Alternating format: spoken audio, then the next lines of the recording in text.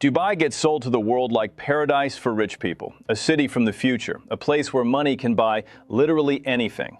But once you peel off that gold wrapping, a completely different picture starts showing up. Behind the skyscrapers, yachts, and luxury parties, there's a hard system hiding underneath. One wrong move can land you in jail. The whole fantasy runs on the labor of people living almost like slaves.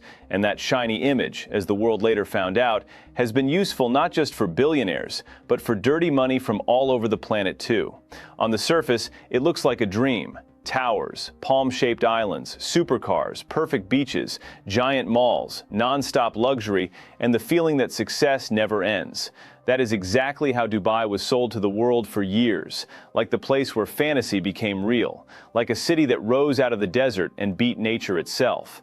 But behind that glossy picture, there is a very real price. And if you're into stories where the dark side hides behind the glamour, drop your thoughts in the comments and subscribe, because this gets way uglier from here. We're breaking down what this miracle is actually built on and why more and more people see it less like a dream city and more like an expensive trap. The story of Dubai really is powerful. It used to be a poor fishing village. Then oil was discovered. But the rulers figured out something early. Oil would not last forever, so they had to build something bigger. They poured money into ports, logistics, trade, aviation, free economic zones, and global marketing. Then came the real weapon. Not oil, not shipping containers, a dream. They started selling the world not just real estate and tourism, but a whole lifestyle. That is how Burj-Khalifa, the Palm, Burj Al Arab, giant malls, and the whole glossy Dubai image were built. But there is one huge problem. That fairy tale is not floating in the air. It stands on the backs of a massive army of people nobody puts in the commercials. The darkest part of the Dubai model is the Kafala system. On paper, it's sponsorship for migrant workers. In real life, it looks a lot like a perfect system of control.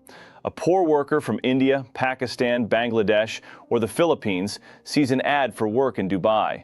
He gets promised a paycheck, a future, a new life. To get there, he sells land, takes loans, and sinks into debt.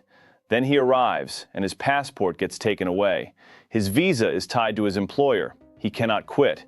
He cannot leave without permission. Complaining is dangerous. Then he gets shipped off to a labor camp outside the shining city center. 10 or 15 men packed into one room. Heat, dirt, stink, brutal work, tiny paychecks that get cut down even more. These guys work high above the ground, in dangerous conditions, often without proper protection. Some die. Some get crippled. Meanwhile, Dubai keeps sparkling like none of that blood, sweat, or shattered lives exist. Those workers built the towers, hotels, roads, and malls. So the foundation of Dubai's dream is not just money. It is cheap labor with no rights and no way out. And it does not stop at construction. Domestic workers often have it even worse. Women from Asia and Africa come to rich homes as nannies, maids, and helpers. In reality, many end up trapped inside somebody else's life. Their documents get taken. They work 16 or 18 hours a day.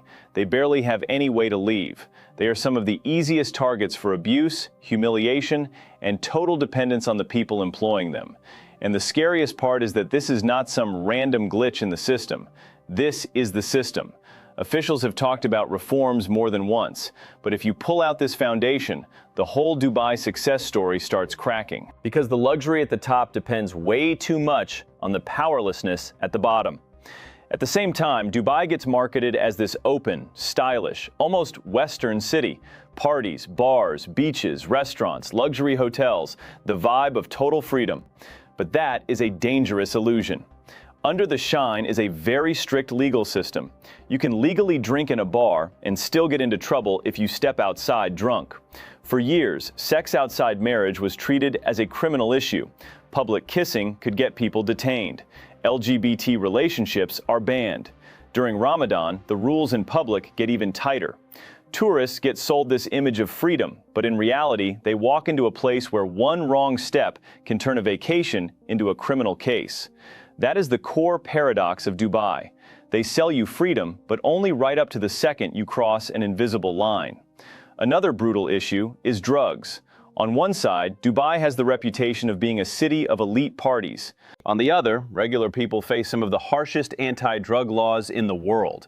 Even a tiny trace of a banned substance can get you years in prison. And it is not just hard drugs. Everyday medication that is normal in Europe or the US can become a problem if you do not have the right paperwork. So there is one world for the rich and connected and another for everyone else. For elite people, there is always a private protected universe. For a tourist or worker, one mistake can wreck your life. That is why Dubai shows double standards so well. Freedom at the top, fear and punishment at the bottom. Then there is the total control side of the city. Dubai gets called one of the safest places in the world. And yes, street crime is low, but the price of that safety is massive. Cameras are everywhere. Streets, trains, malls, taxis, public spaces. Everything gets watched. Everything gets stored. Everything gets analyzed. Freedom of speech in the Western sense barely exists there. Criticizing the rulers, the state, religion, even posting the wrong thing online can bring serious trouble. People get scared to speak openly. Expats often avoid politics completely. So what you get is a weird trade. Safety exists, but it is bought with surveillance. If we are being honest, Dubai is not just a smart city. It is a beautiful, expensive, hyper-modern cage. But maybe the biggest hit to Dubai's reputation came when the Dubai Unlocked story blew up. A huge leak exposed who really owned luxury property across the emirate. And the picture was dirty. Among the owners were sanctioned figures, corrupt players, people tied to crime, dictatorships, and shady fortunes. Dubai stopped looking like a neutral haven for the rich and started looking more like a luxury laundromat for dirty cash. The scheme was almost too simple. Weak checks on where money came from. Real estate bought through offshore companies. Then resale or rental. Suddenly, dirty money looks clean.